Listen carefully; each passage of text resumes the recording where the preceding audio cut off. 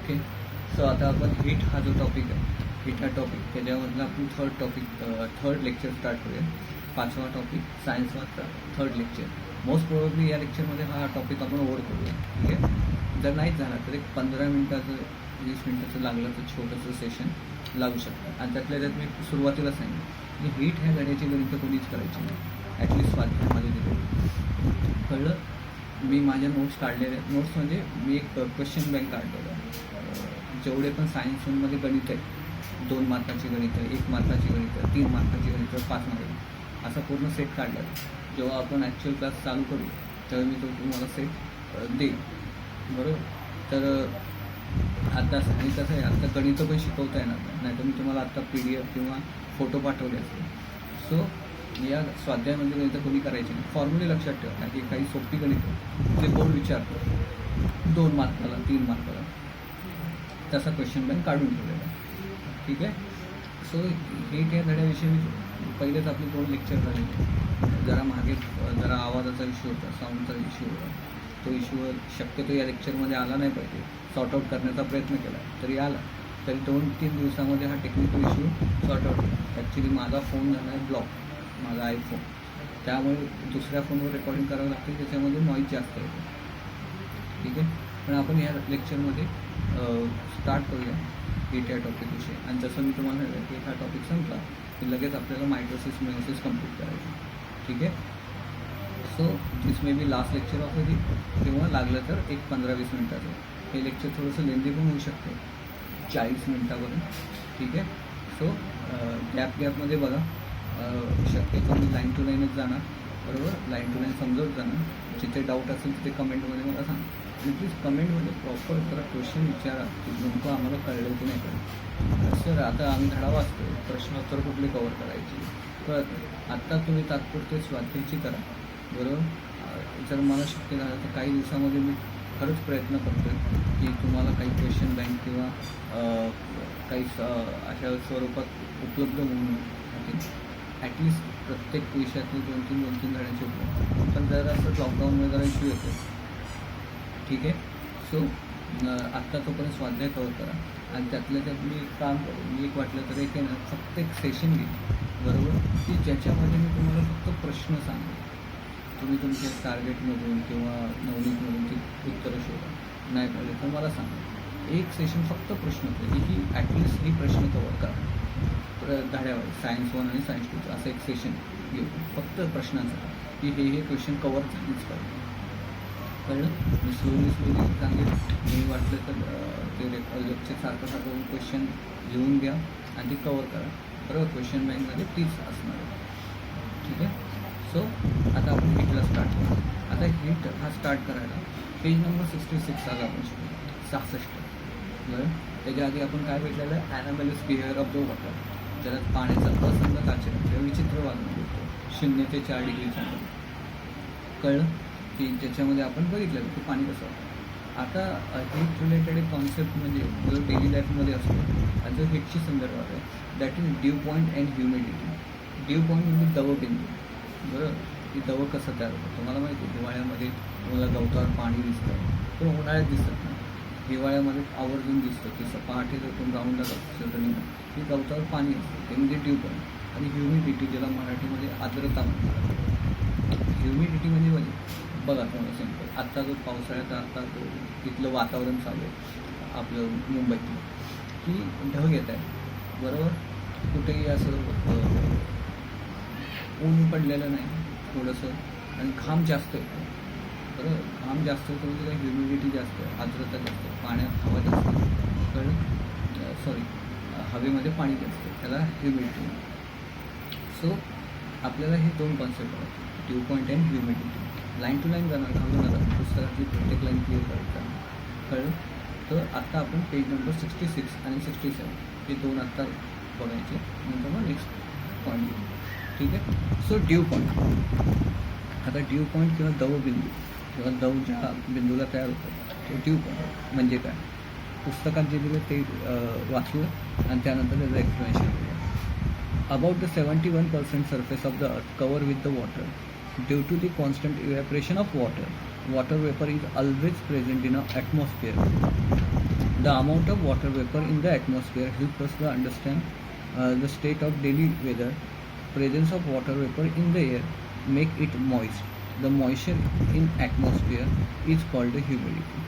त्यांनी काय सांगितलं की पृथ्वीचा जो पृष्ठभाग आहे, जो सरफेस आहे, ऑलमोस्ट 71% कशाने बनलेला आहे? पाण्याने बनलेला आहे. त्यावेळी कॉन्स्टंट इव्हॅपरेशन होत असतं. इव्हॅपरेशन म्हणजे तुम्हाला ते बाष्पीभवन, पाण्याची वाफ होते आणि ती कमते, आणि ती त्यामुळे ती काय होतं? हवेत जाते. ती पाण्याची वाफ काय होते? हवेत जाते, आणि त्यामुळे हवा काय होते? ओली होते. त्याला म्हणतो आपण मॉइस्ट. काय होते? मॉइस्ट होते. बरोबर. मग हे कंटिन्यू जे इव्हॅपरेशन होत असतं तेव्हा हवा होते मॉइस्ट होते. त्यामुळे भरपूर काय होतात? फेनोमिना आपल्याला लक्षात येतात. मग त्यांनी काय सांगितलं? हेच the amount of water vapour or the water present in the air, हे जे पाण्याचं प्रमाण आहे हवेमध्ये असलेलं, जे वाफ, हेच म्हणजे तुमची आर्द्रता किंवा humidity. The amount of water vapour present in a air, amount of water vapour present in a air is non as the humidity. हे कळतं. सो मॉइश्चर कळलं. The moisture in the atmosphere is called the humidity. Atmosphere म्हणजे काय? तुमच्या आजूबाजूचं वातावरण किंवा हवा. बरोबर. सो ह्युमिडिटीची डेफिनेशन कळली इथे की अमाऊंट ऑफ मॉइस्ट म्हणजे काय? हे कळलं की पाण्याची वाफ होते आणि ती वाफ कुठे जाते? हवेत जाते, आणि हवेला काय करतं? ओली करतं. ती moist. Amount of moist present in the atmosphere. Atmosphere म्हणजे तुमचं वातावरण किंवा हवा. It's called at the humidity. आता हे झालं सिम्पल. आता second paragraph. For a given volume of air, म्हणजे जर तुम्हाला एक व्हॉल्यूम दिला. व्हॉल्यूम म्हणजे कळलं तुम्हाला? व्हॉल्यूम म्हणजे एक तुम्हाला एक गिवन व्हॉल्यूम म्हणजे एक आकारमान दिला. म्हणजे समजा एक क्यूब असतो. बरोबर. म्हणजे एक क्यूब. सध्या समजा आपण, माझी रूम ही एक क्यूब आहे. फॉर गिवन व्हॉल्यूम म्हणजे एवढ्या हवेसाठी. फॉर गिवन म्हणजे मी तुम्हाला काय केलं? हवा आता इन्फिनिट आहे, म्हणजे वातावरण खूप मोठं आहे, पण मला अभ्यास करण्यासाठी एक छोटंसं सॅम्पल लागतं. मग काय समजू? या रूममधली हवा एक क्यूब मी, म्हणजे एवढ्या हवेमधला मी एक क्यूब घेतला. क्यूब म्हणजे काय? एक चौकोन किंवा एक घन घेतला. तर तेवढं हवा घेतली त्यात. कळलं? म्हणजे समजा ही पूर्ण हवा आहे आणि ह्या हवेमधला मी एक छोटासा चौकोन घेतला. बरोबर. सॅम्पल म्हणून, कारण की मी ह्याच्यावरनं मग पूर्ण ह्याचं कॅल्क्युलेशन करू शकतो. कळलं? सो आता बघा काय दिलं. For given volume of the air at specific temperature. जर मला एक हवेचा एक ठोकळा दिला किंवा हवेचं एक आकारमान दिलं ॲट गिवन टेम्परेचर, किंवा एक ठराविक तापमानाला, म्हणजे समजा आपण धरूया 30 डिग्री असं डोक्यात मी काढलं. For specific temperature there is a limit how much water vapour in the air can content. बरोबर. ही पहिली लाईन क्लिअर होते का बघा? जर एक तापमान आहे समजा 30 डिग्री आणि मी एक तुम्हाला व्हॉल्यूम दिलं. बरोबर. व्हॉल्यूम म्हणजे कळलं ना? एक बॉक्स पूर्ण, म्हणजे समजा तुमचा मोठा चपलीचा बॉक्स घ्या किंवा मोठा टी व्हीचा बॉक्स घ्या. त्याच्या आतमध्ये जी जागा आहे सगळी मोकळी एम्प्टी, ती म्हणजे तुमचं बॉक्स. बरोबर. तर त्यांनी काय सांगितलं आहे? फॉर गिवन व्हॉल्यूम म्हणजे तेवढं. समजा मी प्रत्येकाला असा एक बॉक्स देतो की त्याची लांबी 1 मीटर, रुंदी 1 मीटर आणि उंची 1 मीटर, म्हणजे लेंथ 1 मीटर, हाईट 1 मीटर आणि ब्रेथ 1 मीटर असा घेतला. म्हणजे for given volume at the specific temperature. समजा मी तापमान घेतलं 30 डिग्री. तर या तापमानाला या व्हॉल्यूममध्ये फिक्स आहे की एवढंच मॉइश्चर चाकणार. स्पेसिफिक मॉइश्चर ते कुठेही म्हणजे असं सेमच असणार त्या टेम्परेचरला. म्हणजे समजा हा तुमचा जो 1 मीटरचा बॉक्स आहे, मी तुम्हाला सिंपल समजण्यासाठी समजा त्याच्यामध्ये 1 किलो वाफ आहे. किती? 1 किलो मॉइश्चर मावतो पाण्याची. बरोबर. तर तुम्ही त्या तापमानाला कुठेही जा पूर्ण एअरमध्ये, तर त्या 1 मीटरच्या बॉक्समध्ये 1 किलोच मॉइश्चर मावतो. कळलं? आणि मॉइश्चर हवेमध्ये म्हणजे पाण्याची वाफ हवेमध्ये किती मावणार हे टेम्परेचरवर डिपेंड असतं, तापमानावर. म्हणून त्यांनी स्पेसिफिक टेम्परेचर. बरोबर. व्हॉल्यूमला स्पेसिफिक वर्ड नाही वापरला त्यांनी. टेम्परेचरसाठी स्पेसिफिक टेम्परेचर. बरोबर. असा वर्ड वापरला. त्यांनी सांगितलं for given volume of the air at the specific temperature there is a limit how much water vapour the air can content. मग दिलेल्या आकारमानाला म्हणजे जेवढं तुम्हाला मी आकारमान दिलं आहे बरोबर, 1 मीटर लांबी 1 मीटर रुंदी 1 मीटर असा बॉक्स घेतला, तर तेवढ्या आकारमानामध्ये त्या तापमानाला समजा मी तापमान दिलं 30 डिग्री, त्याच्यामध्ये किती वॉटर वेपर मावणार आहे हे काय असतं फिक्स असतं. कळलं. तापमान चेंज झालं की हे प्रमाण कमी जास्त होतं. कळलं. आता सिम्पल आहे. आता ह्याच्यावरून मी तुम्हाला सांगितलं की एअर होती पूर्ण, त्याच्यामधलं मी एक बॉक्समध्ये किती मावणार ठेवलं. आता मला माहिती आहे एका बॉक्समध्ये एवढं मावतं, म्हणजे हे समजा 10 बॉक्स आहे पूर्ण हवा, एका बॉक्समध्ये एवढं मावतं तर 10 बॉक्समध्ये किती मावणार हे मी काढू शकतो. ठीक आहे. If the amount exceed this limit, जर त्याच्यामध्ये ह्याच्यापेक्षा जास्त मॉइश्चर किंवा पाण्याची वाफ आली, म्हणजे मी तुम्हाला सांगितलं 1 मीटर लांबी 1 मीटर रुंदी 1 मीटर उंची, that is length 1 metre breadth 1 metre height, एवढा मी बॉक्स घेतला, त्याच्यामध्ये एवढं पाण्याची वाफ जाते 1 किलो. सर मग त्यापेक्षा जास्त गेलं तर, बरोबर ना. तुमचा नेक्स्ट प्रश्न मी तुम्हाला सांगितलं एका बादलीमध्ये 10 लिटर पाणी नव्हतं आणि 10 लिटर पाण्याच्या वर जर पाणी भरलं तर काय होईल, तर ते पाणी बाहेर येईल. बरोबर. तर सेम ह्याच्या बाबतीत होतं. The amount exceed this limit, जर या प्रमाणापेक्षा जास्त जर पाण्याची वाफ त्याच्यामध्ये गेली तर excessive water paper converted into water droplet. मग हे जे अति वाफ जाणार त्याचं कशामध्ये कन्वर्ट होणार, वॉटर ड्रॉपलेट, ज्याला आपण पाण्याचे थेंब म्हणतो. म्हणजे काय की समजा मी तुम्हाला सांगितलं की 1 मीटर लेंथ हाईट ब्रेथवाला बॉक्स आहे, त्याच्यामध्ये किती जातं 1 किलो पाणी वॉटर वेपर जातो. आपण 1/1.5 किलो दिलं. आता 1.5 किलो गेल्यानंतर वरची जी अर्धा किलोची वाफ हवेमध्ये गेली ती काय झाली, त्याचे पाण्याचे थेंब, ते पाण्याचे थेंब म्हणून बाहेर येणार. बाकी जी 1 किलो हवा आहे किंवा 1 किलो पाण्याची वाफ आहे ती हवेमध्ये मिक्स होऊन जाणार. बरोबर. पाण्यामध्ये हवेमध्ये मिक्स होऊन जाणार. वरचे जे अर्धा किलो गेले एक्स्ट्रा ते पाण्याचे थेंब बनून परत खाली येणार. कुठं, जमिनीत. तेच म्हणजे आपली दव. When the air contains maximum possible water vapor, it is said to be saturated with the vapor at that temperature. The amount of water vapor need to saturate air depends on the temperature of the air. If the air temperature is low, it need the less vapor to be saturated. आता तुम्हाला एक saturated किंवा unsaturated हा concept मी केमिस्ट्रीमध्ये शिकवला, त्याला संतृप्त आणि अनसंतृप्त. इथे पण तोच प्रकार आहे. सॅच्युरेटेड म्हणजे काय की एक ठराविक तापमानाला एखाद्या एअरमध्ये, बरोबर, हवेमध्ये किती पाण्याची वाफ मावू शकते आणि तेवढी जर पाण्याची वाफ त्याच्यामध्ये असेल तर त्या एअरला सॅच्युरेटेड म्हणतात. हे समजा मी तुम्हाला आत्ता सांगितलं की तो बॉक्स आपला 1 मीटर लांबी 1 मीटर रुंदी 1 मीटर उंची, लेंथ ब्रेथ हाईट, ह्या बॉक्समध्ये 1 किलो वाफ वाहू शकते पाण्याची. आणि समजा त्याच्यामध्ये ती 1 किलो वाफ आहे ऑल हवेमध्ये. आता काय झालं की पाण्याची वाफ हवेमध्ये गेली म्हणजे ह्याची कॅपॅसिटी 1 किलो होती आणि तेवढीच वाफ त्याच्यामध्ये गेली. आता ह्याची पूर्ण कॅपॅसिटी संपली. आता ह्याच्यावर त्याच्यामध्ये मावू शकतो नाही. मग ह्या एअरला बोलायचं आपण सॅच्युरेटेड. म्हणजे त्याची जी कॅपॅसिटी आहे तेवढी जर पाण्याची वाफ हवेमध्ये गेली पूर्णपणे तर त्याला आपण म्हणतो सॅच्युरेट झालं, संतृप्त झालं मराठीमध्ये. मी तुम्हाला माझ्या मुलाचं एक्झाम्पल दिलेलं की माझ्या मुलाची कॅपॅसिटी आहे की माझा मुलगा काय करतो की त्याला लाडू खूप आवडतो. बरोबर. आता लाडू खात असताना त्याला असं आहे की तो हावरापणा होतो.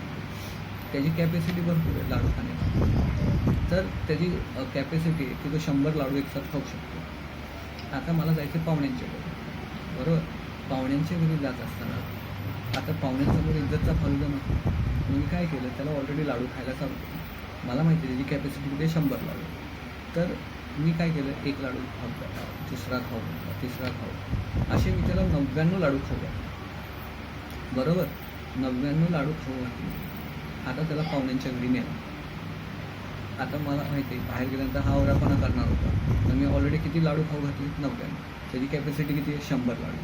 पाहुण्याने 1 लाडू दिला, खाल्ला, पोट भरलं त्याला लाडूचं. आता तो पुढचा लाडू खाणार नाही. मग तो काय झाला, सॅच्युरेट झाला, संतृप्त झाला. मग हवेची पण काय कॅपॅसिटी, म्हणजे समजा आपण एका बॉक्समध्ये 1 किलोच पाण्याची वाफ जाऊ शकते आणि तेवढीच पाण्याची वाफ त्याच्यामध्ये आता पूर्ण झाली. मग त्याला म्हणतो आपण सॅच्युरेटेड एअर. आणि हे जे सॅच्युरेशन असतं म्हणजे एखाद्या पर्टिक्युलर हवेमध्ये किती पाण्याची वाफ मावू शकेल त्या वॉटर वेपर कंटेन होऊ शकेल हे टेम्परेचरवर डिपेंड असतं. जर टेम्परेचर हाय असेल, बरोबर, टेम्परेचर हाय असेल तर त्याच्यात जास्तीत जास्त काय मागतात, हे मागतात वॉटर वेपर. आणि जास्त वॉटर वेपर हवा खेचते. आणि जर टेम्परेचर लो असेल, बरोबर, टेम्परेचर लो असेल तर त्याच्यामध्ये पाण्याची वाफ कमी जाते. बरोबर. आता ह्याच्यावरनं मी तुम्हाला एक फेनोमेना सांगतो की डेलीमध्ये तुम्ही बघता उन्हाळ्यामध्ये कपडे लवकर वाळतात, बरोबर. पावसाळ्यात किंवा हिवाळ्यात लवकर वाळत नाही. कारण हे जशी सुंदर जे आता आपण बोललो त्याशी जरा विचार करा की कधी कधी असं असतं उन्हाळ्यामध्ये कपडे टाकले तर 2 ते 3 तासात वाळून जातात. आणि पावसाळ्यामध्ये असं असतं की 1.5 दिवस 2 दिवस झाला ते कपडे वाळतात. त्याचा आणि ह्याचा संबंध. ठीक आहे, विचार करा. मग तुम्हाला कळलं की हवा सॅच्युरेट होणे म्हणजे काय, की त्याच्यामध्ये जेवढ्या वॉटर वेपर पाहिजे तेवढ्या पूर्णपणे जाणे. वॉटर वेपर म्हणजे पाण्याचे, त्याला म्हणतो आपण सॅच्युरेट होणे. कळलं. तेवढे 1 किलो कॅपॅसिटी ते 1 किलो वॉटर वेपर त्याच्यामध्ये गेलं त्याला म्हणतो सॅच्युरेट. आणि सॅच्युरेट होणे, लवकर सॅच्युरेट होणे, उशिरा हे कशावर डिपेंड असतं, टेम्परेचर. टेम्परेचर जर हाय असेल म्हणजे तापमान जास्त असेल तर त्याला वॉटर वेपर जास्त लागतं सॅच्युरेट व्हायला. तर टेम्परेचर लो असेल, थंडी असेल तर त्याला कमी वॉटर वेपर लागणार सॅच्युरेट व्हायला. त्यांनी एक एक्झाम्पल दिलं.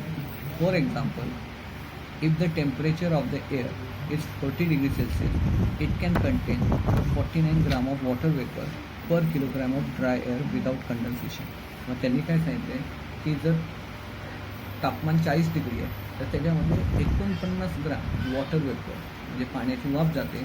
जर आपण ड्राय एअर किंवा कोरडी हवा किती घेतली, 1 किलो कोरडी हवा घेतली तर त्याच्यामध्ये 49 ग्राम वॉटर वेपर जातं 40 डिग्रीला.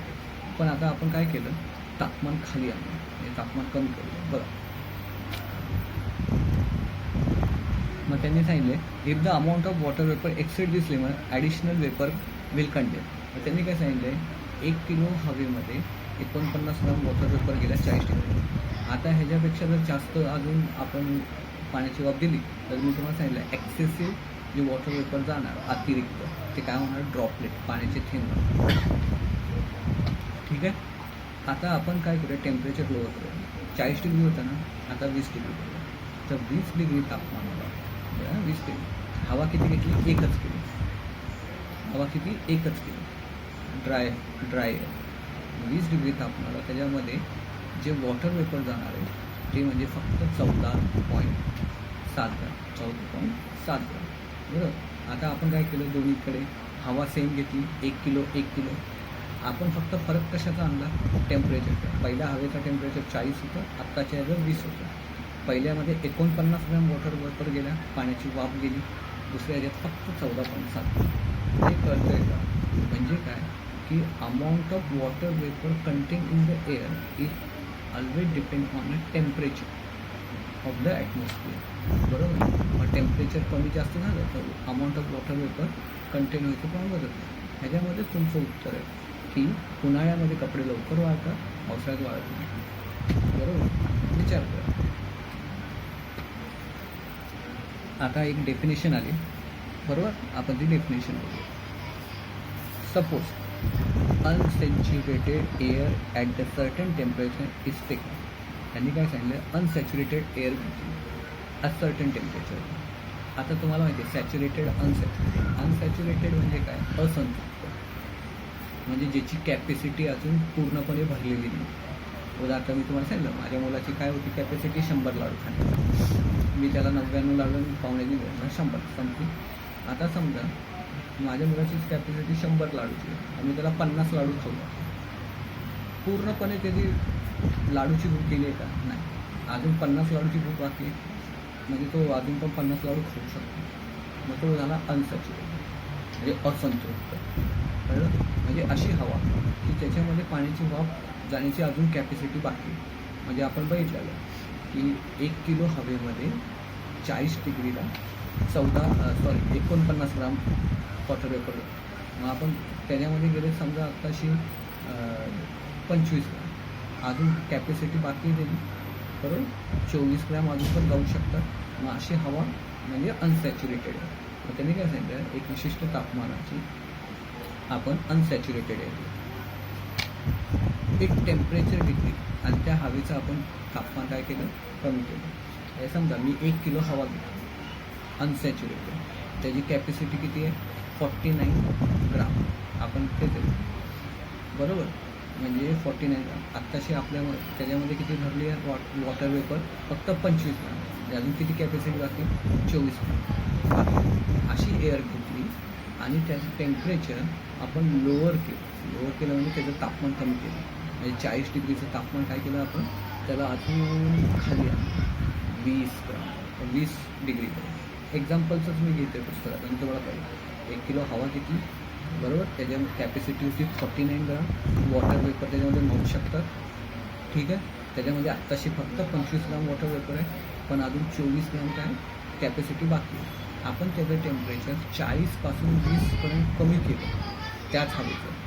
आता तुम्हाला माहिती आहे वरच्या एक्झाम्पलनुसार की 20 डिग्रीला 1 किलो हवेमध्ये जास्तीत जास्त जाऊ शकतात 14.7. समजण्यासाठी आपण 14 ग्राम घेतो. पण ऑलरेडी तुम्हाला माहिती आहे त्याच्यामध्ये किती ग्राम वॉटर वेपर प्रेझेंट आहे, 25 ग्राम, बरोबर. वरचे जे आहे 11 ग्राम, त्याचं काय, त्या 20 डिग्रीला तर तेवढेच जाऊ शकतात 14 ग्राम, वरचे 9 ग्राम काय, म्हणजे ही ते हवा काय झाली, एक्सेसिव्ह झालं वॉटर वेपर त्याच्यामध्ये. मग हे अतिरिक्त उरलेलं जे वॉटर वेपर आहे ते काय होणार, कंडेन्स होणार, म्हणजे ते वॉटर ड्रेपलेट, पाण्याचे थेंब बनून खाली पडणार किंवा बाहेर येणार हवेच्या, त्यालाच आपण डव म्हणतो, कळतंय. बघा, its temperature decrease, a temperature is reached at which air becomes saturated with the vapor. This temperature is called a dew point of a temperature. बरोबर. त्या पाण्याचं काय झालं, त्या हवेचं काय झालं, तापमान आपण खाली आणलं, अशा लेवलला आणलं की ती हवा सॅच्युरेट झाली. सॅच्युरेट म्हणजे त्याची पूर्णपणे कॅपॅसिटी संपली वॉटर वेपर ॲब्झॉर्ब करायची, बरोबर. कारण की सिम्पल आहे, तुम्ही पहिलं 40 डिग्रीला ती हवा घेतलेली, त्याच्यात तुम्हाला ऑलरेडी 25 ग्राम तुमच्या वॉटर वेपर होता. तुम्ही ऑलरेडी काय केलं, त्याला खाली आणलं कितीपर्यंत 20 डिग्री सेल्सिअसपर्यंत. त्याची कॅपॅसिटी किती झाली आता, फक्त 14 ग्राम. उलटं म्हणजे ती सॅच्युरेट झाली, म्हणजे त्याची जेवढी कॅपॅसिटी होती उलटं जास्त लागतं. आपण समजा 20 डिग्रीला नाही, आपण काय करूया 40पासून तिला 20च्या ऐवजी 30पर्यंत, ज्याच्यामध्ये ती हवेची जेवढी कॅपॅसिटी आहे वॉटर वेपर मावण्याची ती पूर्णपणे भरली, आणि ती आता हवा काय झाली, सॅच्युरेट झाली. म्हणजे 4 तापमानाला हवा सॅच्युरेट होते पूर्णपणे. म्हणजे जे तापमानाला ती हवा मध्ये वॉटर वेपर ॲब्झॉर्ब करण्याची कॅपॅसिटी पूर्ण होते किंवा संपते, त्या टेम्परेचरला आपण म्हणतो ड्यू पॉईंट टेम्परेचर, टेम्परेचर. कळलं की हवेची कॅपॅसिटी जेवढी आहे वॉटर वेपर ॲब्झॉर्ब करायची त्या तापमानाला तेवढे वॉटर वेपर त्याच्यामध्ये ॲब्झॉर्ब करायचं, कळलं. पूर्णपणे हवा जेवढी कॅपॅसिटी तेवढी भरली, त्याला आपण नाव दिलं due point of a temperature. Please कळतं असेल, वाटलं तर रिपीट वाचा, जरी डाऊट आला तर विचार. The vapour content in the air measure using the physical quantity known as the absolute humidity. आता बघा इथे खाली 2 टर्म येणार, ॲब्सोल्यूट ह्युमिडिटी आणि रिलेटिव्ह ह्युमिडिटी. ॲब्सोल्यूट ह्युमिडिटी म्हणजे काय की तुम्ही एक हवाचा एक कॉलम घेणार, कॉलम म्हणजे बॉक्स घेणार, त्याच्यामध्ये एवढं पाणी मावू शकतं, बरोबर. तेवढं पाणी, तेवढं वॉटर वेपर, या पाण्याची वाफ मावू शकते, ती म्हणजे ॲब्सोल्यूट ह्युमिडिटी, बरोबर. The mass of a vapor present in a unit volume of air is known as the absolute humidity. Generally, absolute humidity measured in a kilogram per meter cube. आता त्यांनी काय सांगितलं की तुम्ही एक हवेचा एक पर्टिक्युलर व्हॉल्यूम घेतला, आकारमान घेतला, जसं आपण आत्ता घेतलेलं 1 मीटर लांबी, 1 मीटर रुंदी, 1 मीटर आहे असा बॉक्स घेतला, एक व्हॉल्यूम घेतला. त्या व्हॉल्यूममध्ये किती वॉटर वेपर मावू शकतो, बरोबर. समजा आपण ह्याच्यामध्ये बघितलं, ह्याच्यामध्ये 1 किलो वॉटर वेपर मावू शकतो. बरोबर. मग ही म्हणजे काय आली ॲब्सोल्यूट ह्युमिडिटी. आणि ॲब्सोल्यूट ह्युमिडिटी म्हणतात किलोग्रॅम पर मीटर क्यूब. ही अंडरलाईन करून ठेवा डेफिनेशन आणि युनिट कधी कधी विचारतात फिलिंग द ब्लँकसाठी. कळलं. ॲब्सोल्यूट ह्युमिडिटी एवढ्या हवेमध्ये केवढं वॉटर वेपर बरं. आता मी एवढं घेतो 1 मीटर लांबी, 1 मीटर रुंदी, 1 मीटर उंची असा क्यूब घेतो. काही जण 2 मीटरला लागेल, 3 मीटर. मग तेवढ्या हवेमध्ये किती वॉटर वेपर मावू शकतं ते म्हणजे ॲब्सोल्यूट ह्युमिडिटी. कळलं. आता पुढे the feeling of humid or dry nature of air not only depend on amount of air but also depend on the how close that amount is making the air saturated with vapor. It means that depend on the temperature of the air also. आता त्यांनी काय सांगितलं पुढच्या पॅराग्राफमध्ये की feeling humid or dry nature म्हणजे आपल्याला humidity वाटते. ह्युमिडिटी म्हणजे हवेत पाणी असं वाटतं किंवा ड्राय एकदम सुकं वाटतं. ते फक्त amount of vapour present in air ह्याच्यावर डिपेंड नसतं. म्हणजे पाण्याची वाफ किती आहे त्याच्यावर डिपेंड असतं. पण it also depend how close the amount for making air saturated with the vapour. बरोबर. पण हे ह्याच्यावर पण डिपेंड असतं की आता ती सॅच्युरेट व्हायला किती बाकी. म्हणजे ह्यालाच आपण बोलतो it also depend on the temperature. म्हणजे आपण फक्त एवढंच नाही बोलून चालणार की अरे आता हवेमध्ये एवढं पाणी म्हणजे ह्युमिडिटी वाटते. बरोबर. ह्याच्यावर हे तर असतं.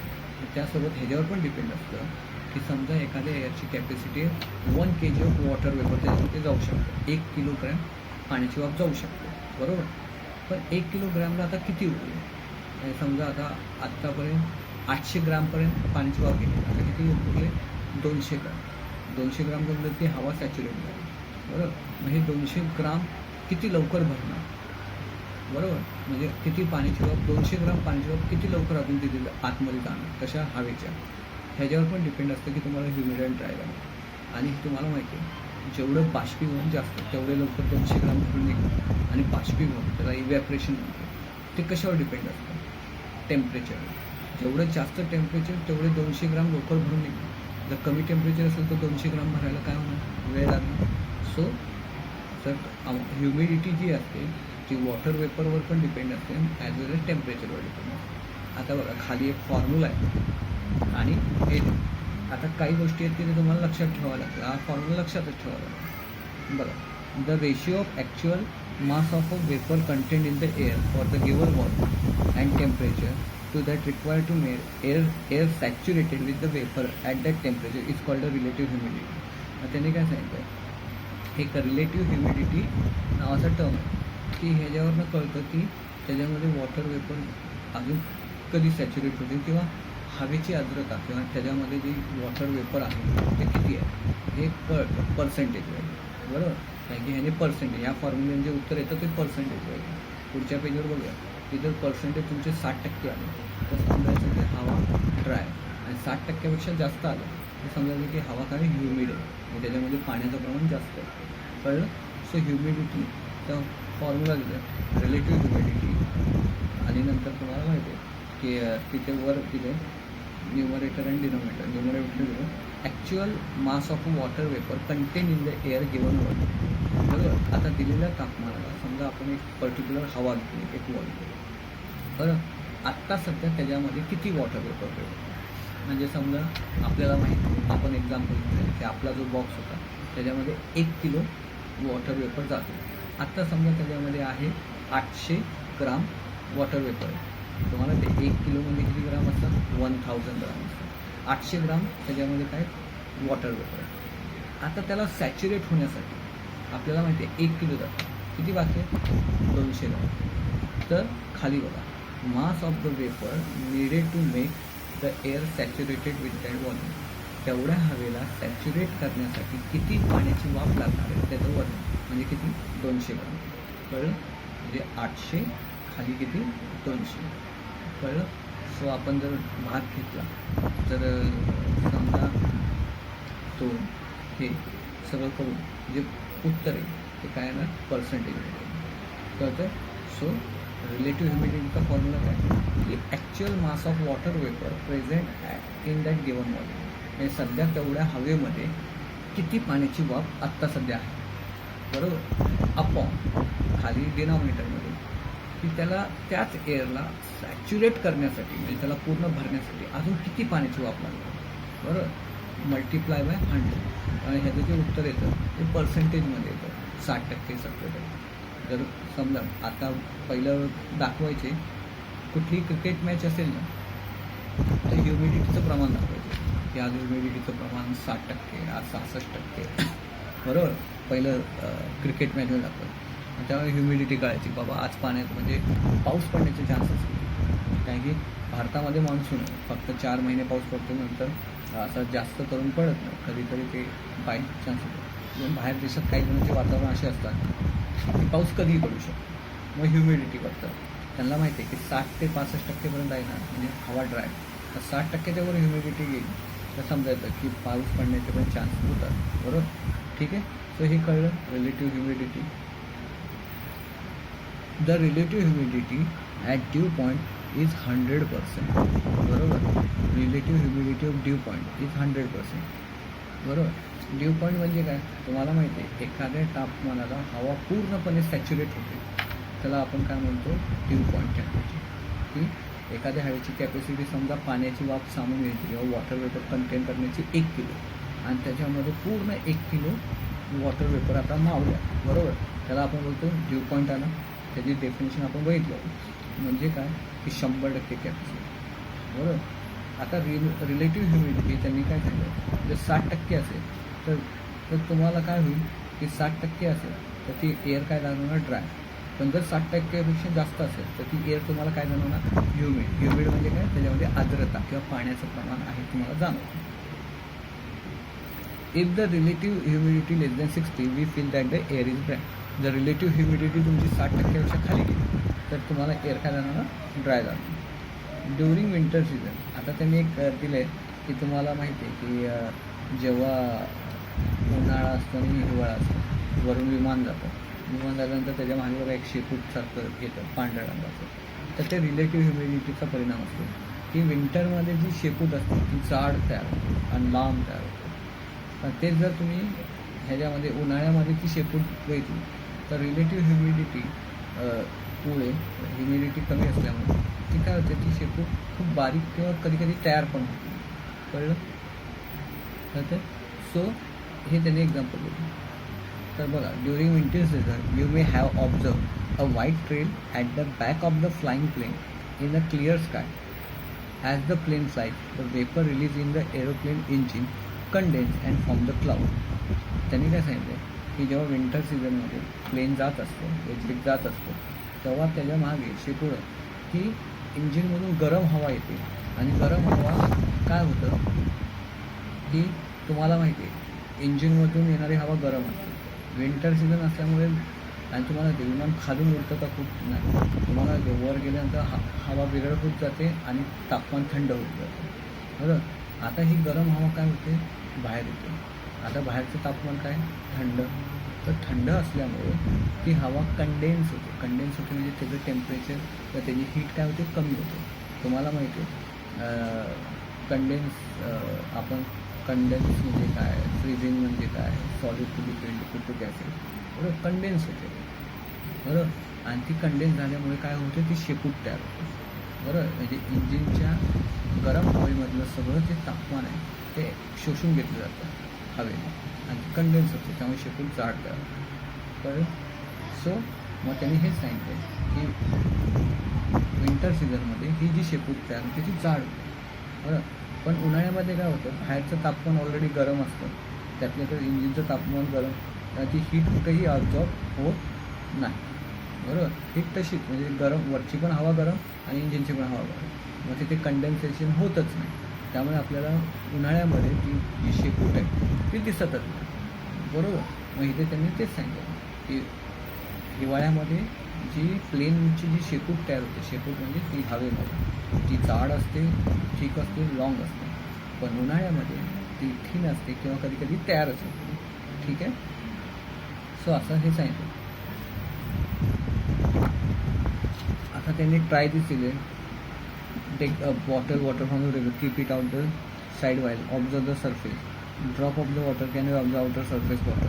The same way if you observe the leaves, plant, ground, त्याने एक ऑब्झर्वेशन करायला सांगितलं की एक थंड पाण्याची बॉटल त्या फ्रीजरमधून काढा, बरोबर, ती बाहेर ठेवा. तर तुम्हाला बाहेर आहे ना त्या पाण्याची थेंब तयार झालेली खूप, बरोबर. किंवा तुम्ही हिवाळ्यामध्ये थंडी पडतं, मुंबईमध्ये जरा अवघड आहे, तर तुम्हाला बाहेर पानांवर थेंब झालं, तर काय झालं नेमकं. आता तुम्हाला पण माहिती आहे की तुम्ही एखाद्या ग्लासमध्ये बर्फ घेतल्यानंतर तुम्ही त्याला तसंच ठेवलं, तर ग्लासच्या बाहेर काय तयार होतं, पाण्याची थेंब तयार होतं. आता हे पाणी आलं कुठून, काय नाही, सेम ते हवा आहे, हवेचं टेम्परेचर 30 डिग्री, कळलं. हवा सगळीकडे आहे. तुम्ही ग्लास घेतला, ग्लासमध्ये बर्फ टाकला, बरोबर. आता मला सांगा, बर्फ टाकल्यानंतर त्या ग्लासच्या आजूबाजूची हवा काय होईल, थंड होईल, बरोबर. त्याचं टेम्परेचर लो होईल, त्याला म्हणतो आपण कंडेन्स होणे. टेम्परेचर लो झाल्यामुळे हवा काय झाली, कंडेन्स आणि प्लस तुम्हाला माहिती आहे की जर तुम्ही हवेचं तापमान कमी केलं तर हवा सॅच्युरेट होते आणि त्याच्यामध्ये पाण्याची वाफ जी जाण्याची क्षमता आहे ती संपते, आणि ती हवा काय झाली, थंड झाली ग्लासच्या आजूबाजू, आणि ती कंडेन्स आहे, त्याची कॅपॅसिटी संपली पाण्याची वाफ वापरून. त्यामुळे ते एक्सेसिव्ह जे वॉटर वेपर आहे ते काय होतात, थंड होतात, किंवा पाण्याचे ड्रॉपलेट म्हणून त्या ग्लासला जमा होतात. कळलं. विचार करा, नाही कळलं तर मी परत एक्सप्लेन करेन. मी तुम्हाला फक्त एवढं सांगतो की ग्लासमध्ये बर्फ टाकला, तुम्ही बाहेर ठेवलं, त्याच्या भोवती पाणी का जातं, ठीक आहे. हेच एक्सप्लेनेशन आहे, बाकी दुसरं काही नाही. आता युनिट ऑफ हीटमध्ये हीट, आता हे का, काय की फिलिंग द ब्लँकमध्ये पण हे विचारतात, फिलिंग द ब्लँक, कळलं. आणि कधी कधी असं सिंगल सेंटेन्समध्ये की व्हॉट इज द युनिट हे घेतो, त्यामुळे लक्षात घ्या. The unit of heat in joule, SI unit calorie in CGS. Heat measure करण्याचं SI आणि CGS युनिट. SI युनिट काय आहे, जूल, आणि नंतर CGS आहे कॅलरी. SI युनिट म्हणजे मोठं युनिट आणि CGS म्हणजे छोटं unit, joule and calorie. The amount of heat necessary to raise the temperature, बरोबर. आता त्यांनी कॅलरीची डेफिनेशन दिली, calorie. The amount of heat necessary raise temperature 1 gram of water by 1 degree from the 14.5 to 15.1 is called 1 calorie. आता ह्या definition पुस्तकात हीच definition गाईडमध्ये दिली असेल, पाठ करायची, बरोबर. 1 कॅलरी हीट म्हणजे काय, त्यांनी काय सांगितलं की तुम्ही 1 ग्राम पाणी घेतो, बरोबर. त्याचं टेम्परेचर 1 ग्राम पाण्याचं टेम्परेचर 14.5 पासून 15.5 हे 1 डिग्रीने वाढवण्यासाठी जेवढी हीट लागली त्यालाच म्हणतात 1 कॅलरी. सर असं का केलं, 14.4 पासून 12. एक लक्षात घ्या, जे साधारण पाणी जे असतं, नॉर्मल पाणी, त्याचं ॲक्च्युअल टेम्परेचर एवढं असतं 14. त्याच्या खाली जे टेम्परेचर असतं त्याला फ्रीजिंग वॉटर म्हणतो, बर्फाचं पाणी होतं. नॉर्मल पाणी जे असतं त्याचं टेम्परेचर हेच असतं 14 ते 15च्या रेंजमध्ये. त्यांनी सांगितलं 14.5 ते 15.5 असं 1 डिग्री वाढवण्यासाठी जी हीट लागते 1 ग्राम पाण्याला, बरोबर. 1 ग्राम पाणी घेतलं, त्याचं टेम्परेचर यापासून 14.5 पासून जी हीट लागली त्याला 1 कॅलरी हीट म्हणतात, कळलं. आता सिमिलरली त्यांनी काय सांगितलं की आता मोठं amount of heat necessary raise temperature 1 kilo of water, त्याच्यामध्ये 1 ग्राम होतं.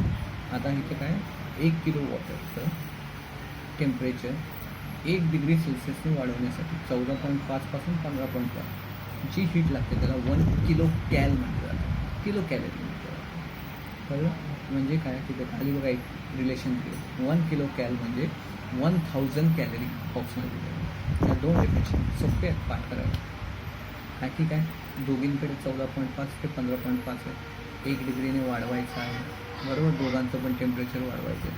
फक्त तिथे काय घेतलं, 1 ग्राम वॉटर घेतो आणि इथे 1 किलो वॉटर घेतो, त्यामुळे याला 1 कॅलरी गेले आणि 1 किलो कॅलरी, आणि खाली दिलेलं 1 किलो कॅल म्हणजे 1000 कॅलरी. हे परत अंडरलाईन करून ठेवा, का परत फिलिंग द ब्लँकमध्ये येतं 1 kilo cal is equal to calorie, कळलं. असं फिलिंग द ब्लँकला येतं, त्यामुळे हे अंडरलाईन करा. दोन्ही डेफिनेशन सोपे आहेत आणि हे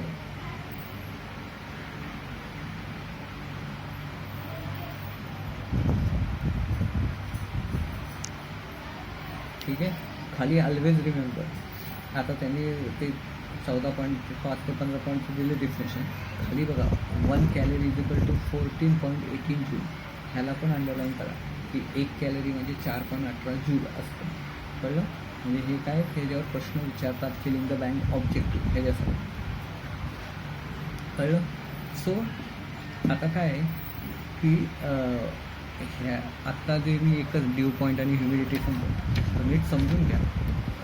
नेक्स्ट लेक्चरला आपण काय करूया की हे जे उरलेलं आहे होऊन जाईल 20 मिनटात होऊन जाईल, 15-20 मिनटात, कारण की सोपं उरलं आहे. आता काय एवढं आहे, एक्सपेरिमेंट आहे त्यामुळे एक्सप्लेन करावं लागतं, पण सोप्पा एक्सपेरिमेंट आहे आणि स्पेसिफिक हीट कॅपॅसिटी लगेच समजण्यासारखं आहे जो एक्सपेरिमेंट दिला त्याच्यावर.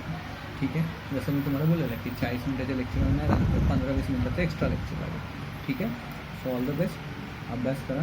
आणि मी एक सेशन घेईन की ज्याच्यामध्ये म्हणजे शिकवले धडे एक धड्याचे फक्त क्वेश्चन्स सांगितले की हे क्वेश्चन्स कवर करा कमीत कमी. ठीक आहे, चलो नेक्स्ट लेक्चर हीटचं 15-20 मिनटाचं असेल जास्त जास्त. 20 मिनटामध्ये आपण कवर करूया जो उरलेला पॉईंट आहे कवर. ठीक आहे, चलो.